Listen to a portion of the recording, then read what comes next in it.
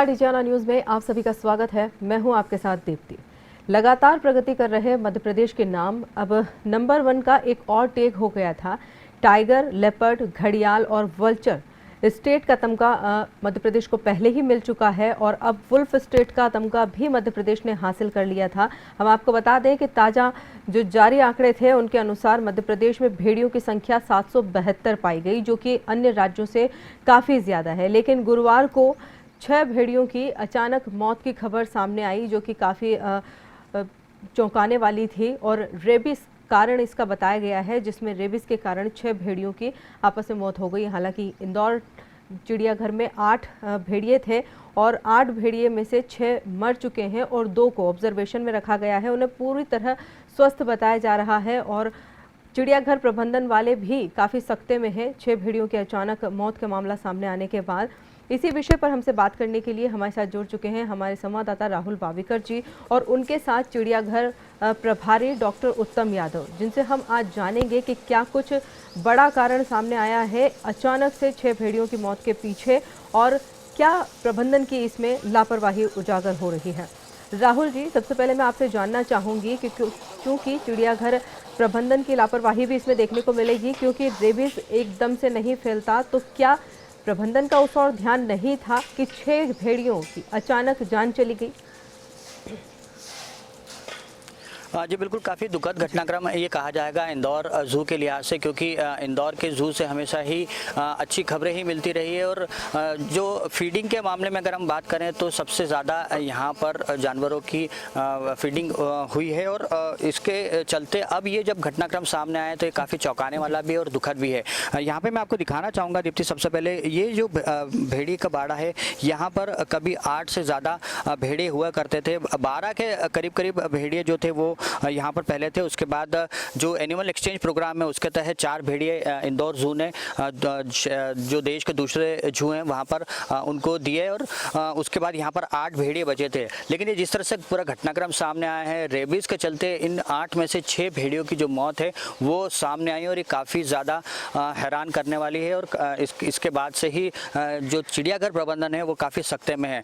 हालांकि लगातार इन पर नज़र रखी जा रही थी। पिछले 3-4 दिनों से लगातार इनकी जो एक्टिविटी थी वो संदिग्ध बनी हुई थी और उसके चलते ही कहीं ना कहीं जो जू प्रबंधन है वो ये मान रहा था कि कहीं ना कहीं ये जो भेड़िए हैं ये रेबीज़ का शिकार हो सकते हैं, क्योंकि रेबीज़ के एक पर्टिकुलर उसके सिम्टम्स होते हैं जो इन भेड़ियों में साफ नज़र आ रहे थे। और जब इन भेड़ियों की एक के बाद एक मौत हुई तो उसके चलते चिड़ियाघर प्रबंधन सख्ते में आया और फिर बाद में आपको बताएं कि जो महू की वेटनरी कॉलेज है उनके डॉक्टरों ने जब यहाँ पर आकर इनका पोस्टमार्टम किया उसमें ये बात सामने आई कि ये जो तमाम भेड़ियों की जो मौत हुई है वो रेबीज़ के चलते हुई है। फिलहाल ये जो 2 भेड़िए हैं वो बचे हैं इस पूरे कुनबे में और अब लगातार चिड़ियाघर प्रबंधन जो है वो इनके ऊपर नज़र रखे हुए है। इनकी एक्टिविटीज़ को बाकायदा वॉच किया जा रहा है कि किस तरह से ये लोग हरकत कर रहे हैं, क्योंकि रेबीज़ पीड़ित जो भी जानवर होता है वो काफ़ी ज़्यादा बेचैन होता है, उसके मुँह से लार टपकती है, वो गुलाटियाँ मारना शुरू कर देता है और काफ़ी बेचैन उसकी हालत रहती है। तो इसी तरह के जो हरकतें हैं उसको पूरी तरीके से वॉच किया जा रहा है। हम यहाँ पर बात करेंगे चिड़ियाघर प्रभारी डॉक्टर उत्तम यादव हमारे साथ में हैं। सर, बहुत बहुत स्वागत है आपका इस पूरी बातचीत में। जो घटनाक्रम आया है वाकई में दुखद है। किस तरह से हमको पता चला कि जो भेड़िए हैं उनकी मौत जो है वो रेबीज से हुई है? देखिए, पिछले 3-4 दिन का घटनाक्रम था ये, जिसमें कुछ एब्डोमिनल सिम्टम एग्जिबिट कर रहे थे और दूसरों को बाइट करना, सलाइवेशन होना, तो कहीं ना शंका जरूर थी। और जब 2 भेड़िए की डेथ होने के बाद हम लोगों ने इनको आइसोलेशन करना शुरू किया और उसके बाद में फिर 2 की डेथ हुई और उसके बाद फिर अगले दिन जब 4 की डेथ होने के बाद हम लोगों ने कॉलेज को कॉन्टेक्ट किया और सारे इसके बारे में पूरी डिटेल जानकारी दी। वहाँ से एक टीम का भी बना के यहाँ पे माइक्रोबायोलॉजी, पैथोलॉजी और मेडिसिन की टीम को भेजा था। यहाँ पे जो टीम के आने के पहले जो 2 और डेथ हुई थी, इस बार जो 6 डेथ हुई थी उसमें 2 का फिर हम लोगों ने पोस्टमार्टम किया था सारे प्रिकॉशनरी मेजर्स अडॉप्ट करते हुए और ब्रेन को भी ओपन करने के बाद उसका जो सैंपल कलेक्शन था वो भी किया और उसमें ये सारी चीज़ पॉजिटिव आई जो रेबीज़ के लिए होती है।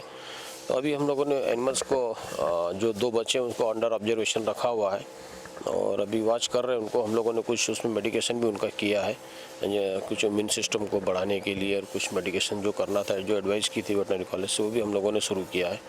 और ये 2 एनिमल अभी इनको हमने ऑब्जर्वेशन में रखा हुआ है। सर इसमें एक चीज़ भी आ रही है कि जब इनकी एक्टिविटी है इसको लगातार जब एबनॉर्मल हुई थी तो क्या उस दौरान प्रबंधन ने कोई स्टेप्स नहीं लिए थे इनको बचाने के लिए, या ये कोशिश नहीं की थी कि कहीं ये रेबीज से पीड़ित तो नहीं है? नहीं, देखिए रेबीज एक ऐसी फैटल बीमारी है जिसके बारे में अगर कभी सिम्टम अपीयर हो जाते हैं तो फिर उनको बचाना बड़ा मुश्किल होता है। और ऐसा रेबीज़ का कोई स्पेसिफिक ट्रीटमेंट भी अवेलेबल नहीं है, चाहे ह्यूमन हो या एनिमल हो। तो ये सारे जो सिम्टम एग्जिबिट कर रहे थे उन्हीं को ध्यान में रखते हैं, क्योंकि इस तरह के एनिमल को डायरेक्ट अप्रोच करना भी ठीक नहीं होता, क्योंकि ह्यूमन के लिए भी खतरनाक होता है। तो सारी जो एक प्रोटोकॉल के तहत जो इस तरह की डिसीज़ होती है उसमें हम लोगों का आइसोलेशन करना, सेफ्टी रखते वो सारी चीज़ हम लोग कर रहे थे। क्योंकि भेड़िया काफ़ी एक्टिव होता है, उनको मैनेज करना, कंट्रोल करना भी थोड़ा डिफिकल्ट टास्क होता है, लेकिन टाइमली हम लोगों ने उनको किया। लेकिन चूँकि सिम्टम जिनमें अपीयर हो चुके थे उनकी डेथ जरूर हुई है। हमारे यहाँ पर काफ़ी ज़्यादा संख्या में भेड़िए हुआ करते थे। हमने एनिमल एक्सचेंज प्रोग्राम के तहत अपने यहाँ से कुछ चिड़ियाघरों को वुल्फ भी दिए, लेकिन अब खुद ही इंदौर जो है वो मतलब ये कहें कि केवल 2 बचे हैं। अब किस तरह से इनको बचाने की जो कवायद है वो प्रबंधन के द्वारा की? नहीं, हमारी पूरी कोशिश है कि ये जो 2 हमारे पास एक मेल फीमेल का पेयर जो बचा है उसको हम लोग निश्चित रूप से पूरी कोशिश है हमारी कि उसको हम बचाएंगे, और बचाने के बाद सारी चीज़ें स्ट्रीमलाइन होगी। और जिस तरह से ब्रीडिंग प्रोग्राम पहले ही चला था वैसे फिर से एक बार चलेगा, और नो डाउट आने वाले समय में इसकी संख्या फिर हम लोग बढ़ाएंगे, क्योंकि जू का मकसद ही कंजर्वेशन ब्रीडिंग होता है और उसका हम लोग पूरी तरह से फोकस करेंगे और डेडिकेटली काम करेंगे और सारी प्रोफाइलेटिक मेजर भी उसमें अडॉप्ट करेंगे। सर क्या जब 6 भेड़िए मरे पोस्टमार्टम के बाद ही ये पता पड़ा कि इनको रेबीज था? सिम्टम से तो केवल देखने से पता चलता है, लेकिन कन्फर्मेटिव टेस्ट लैब और जो हम लोग टेस्ट कंडक्ट करते हैं उसी से कंफर्म पता चलता है।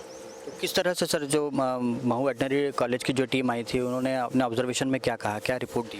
नहीं, देखिए जो सिम्टम जिस तरह के एबनॉर्मल सिम्टम जो एग्जिबिट कर रहे थे, इसी कारण हम लोगों ने एक्सपर्ट को इन्वॉल्व करना जरूरी समझा था, क्योंकि भेड़िया अपने आप में एक प्रेशियस एनिमल है और इंडेंजर्ड स्पीसीज़ में आता है, इसलिए हम लोग किसी भी लेवल की कोई रिस्क नहीं लेना चाहते। इसलिए एक्सपर्ट को भी हम लोगों ने उसमें इन्वॉल्व किया और सारी चीज़ें करने के बाद सारे सैंपल कलेक्शन किया। और वो भी हम लोग यहाँ पर सैंपल कलेक्शन जो टेस्ट के लिए भेजे थे लेबोरेटरी, इसके अलावा भी हम लोग हाई सिक्योरिटी वगैरह इधर भी भेजेंगे ताकि कन्फर्मेटिव डायग्नोसिस हो पाए। सर एक बड़ा तमगा मध्य प्रदेश को हासिल हुआ था, जो टाइगर स्टेट हुआ है, उसके बाद वल्चर स्टेट मध्य प्रदेश को घोषित किया गया और हाल ही में वुल्फ स्टेट भी मध्य प्रदेश को घोषित किया गया। 772 हमारे यहाँ पे संख्या थी। लेकिन अब इस तरह के जब घटनाक्रम सामने आते हैं तो कहीं ना कहीं एक चिंता का विषय भी होता है, सवाल भी उठते हैं। तो आपको नहीं लगता है कि इधर उपलब्धि हासिल हुई और उसी दौरान इस तरह से जो घटना होती है तो वो ठीक नहीं है? नहीं, देखिए बिल्कुल अनफॉर्चुनेट पार्ट रहा कि इस तरह का इंसिडेंस हुआ है, और ये चूँकि हम लोगों की अप्रोच से भी बाहर की घटनाक्रम है ये, जिसमें अगर पहले ही पता चल जाए तो हम लोग पहले ही प्रिकॉशंस ले लें। लेकिन ये चूँकि वायरल डिसीज़ एक ऐसी डिसीज़ है जिसमें सिम्टम अपीयर होने के बाद ही पता चलता है कि कुछ एबनॉर्मल है। तो एक अनफॉर्चुनेट पार्ट रहा, दुर्भाग्यपूर्ण रहा है कि इस तरह घटनाक्रम हुआ, लेकिन उससे ज़्यादा हम लोग को हतोत्साहित नहीं है। कुछ समय की बात ज़रूर है, लेकिन फिर से ब्रीडिंग प्रोग्राम, हमारा कंजर्वेशन ब्रीडिंग प्रोग्राम चलेगा और इनकी पॉपुलेशन बढ़ाने के काम करेंगे। दीप्ति, यहाँ पर मैं आपको दिखाना चाहूँगा ये भेड़िए जो हैं ये इनकी एक्टिविटीज़ है और फिलहाल इसको पूरी तरीके से फोकस किया जा रहा है। जो चिड़ियाघर प्रबंधन है वो बाकायदा यहाँ पर इनकी एक्टिविटी को बिल्कुल वॉच कर रहे हैं और किसी तरह की एबनॉर्मलिटी इनमें ना दिखे इसकी भी कोशिश जो है वो फिलहाल चिड़ियाघर प्रबंधन के द्वारा की जा रही है। और ये अब कोशिश रहेगी कि चूँकि एक मेल फीमेल का एक पेयर जो है वो अब इंदौर चिड़ियाघर में बचा है, तो ऐसे में इनकी ब्रीडिंग जो है वापस से शुरू की जाएगी। हालांकि ये बात का प्रोसीजर रहेगा, फिलहाल इन दोनों को किसी तरीके के रेबीज का कोई खतरा ना हो ये सुनिश्चित किया जा रहा है और इसी के चलते बाकायदा प्रिकॉशनरी स्टेप्स जो हैं वो चिड़ियाघर प्रबंधन के द्वारा लिए जा रहे हैं। लेकिन जैसा डॉक्टर उत्तम यादव ने कहा कि बहुत ही अनफॉर्चुनेट पूरा इंसिडेंट रहा है जब 6 भेड़ियों की मौत हुई है एक साथ। और चूँकि इंदौर का जो चिड़ियाघर है वो अपनी वैरायटी के लिए पहचाना जाता है, यहाँ पर 450 से ज़्यादा प्रजातियों के जो जानवर हैं, पक्षी हैं, पशु हैं वो यहाँ पर मौजूद है। और ऐसे में मध्य प्रदेश में इकलौता एक ऐसा चिड़ियाघर है जहाँ पर तीनों कलर के जो टाइगर हैं वो उपलब्ध हैं। यानी इंदौर जू में येलो टाइगर भी मौजूद है, वाइट टाइगर और ब्लैक टाइगर, ये तीनों की प्रजाति जो है वो यहाँ पर मौजूद है। और इसी के चलते पूरे मध्य प्रदेश में एकमात्र यूनिक ऐसा इंदौर चिड़ियाघर है जहाँ पर इतनी ज़्यादा वैरायटी में अलग अलग प्रजातियों के जो जानवर है वो उपलब्ध हैं। और इसी के चलते काफ़ी ज़्यादा ज़्यादा फुटफॉल जो रहता है वो यहाँ पर आता है।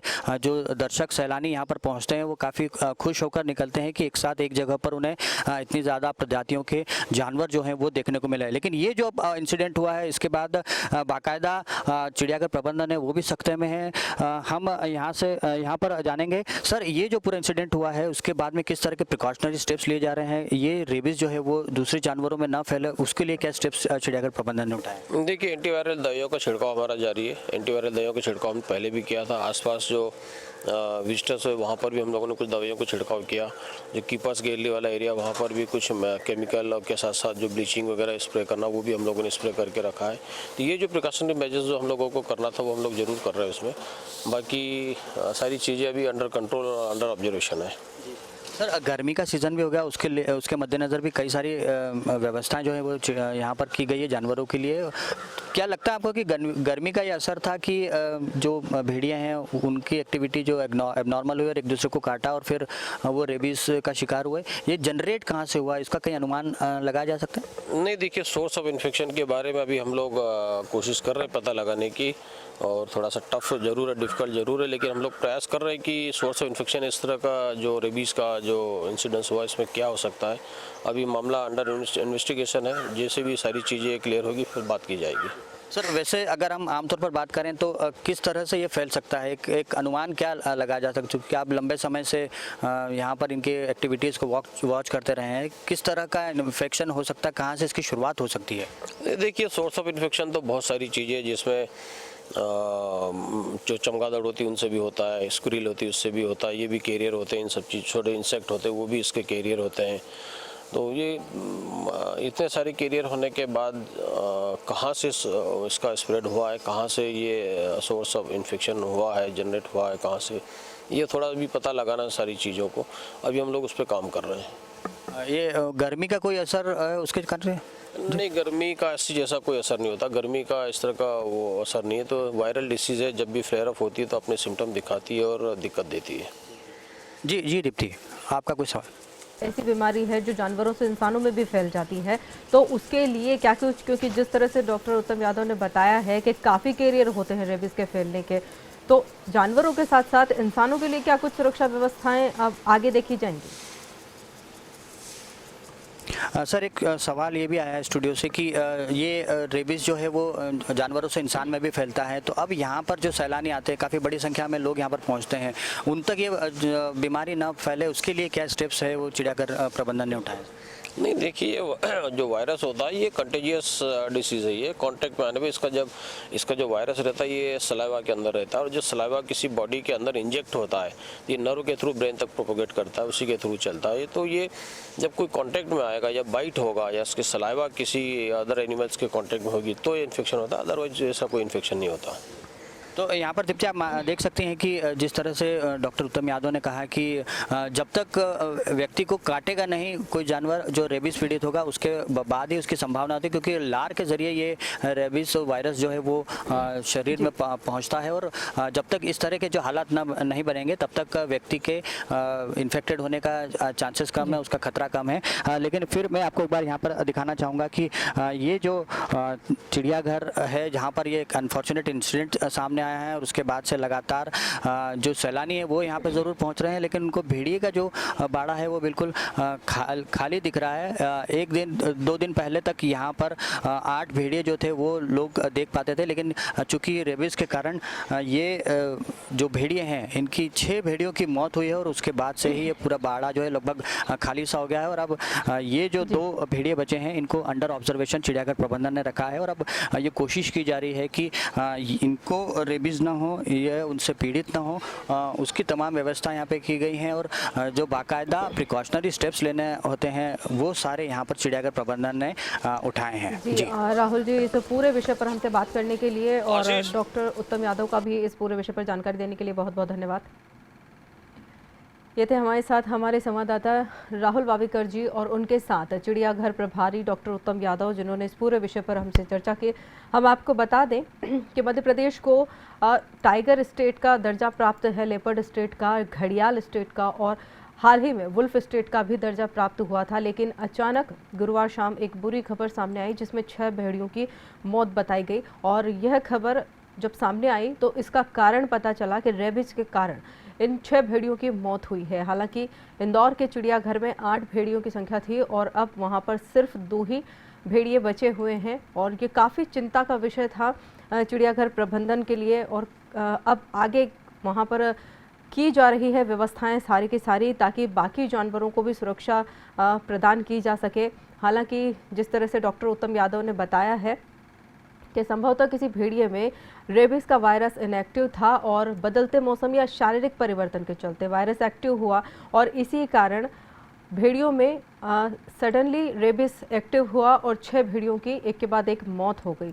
हालांकि इसके बारे में उन्होंने यह भी जानकारी दी है कि इसके कैरियर बहुत होते हैं, लेकिन इंसानों में यह वायरस तभी फैलता है जब कोई जानवर काटता है। तो इसलिए इंसानों को तो इतनी ज़्यादा इससे डरने की ज़रूरत नहीं है, लेकिन बाकी जो जानवर चिड़ियाघर में मौजूद हैं उनके लिए ज़रूर प्रबंधन वहां पर ठोस कदम उठा रहा है और छिड़काव कर रहा है दवाइयों का, और अब उन पर सतत निगरानी भी बनी हुई है। लेकिन आगे देखने वाली बात होगी कि प्रबंधन अब कोई लापरवाही आगे दिखाएगा या फिर काफ़ी सख्त कदम उठाएगा और सभी जानवरों को सुरक्षित रख पाएगा। यहाँ लेके एक छोटा सा ब्रेक के बाद जल्द हाजिर होंगे। आप बने रहिए DGNR न्यूज़ के साथ।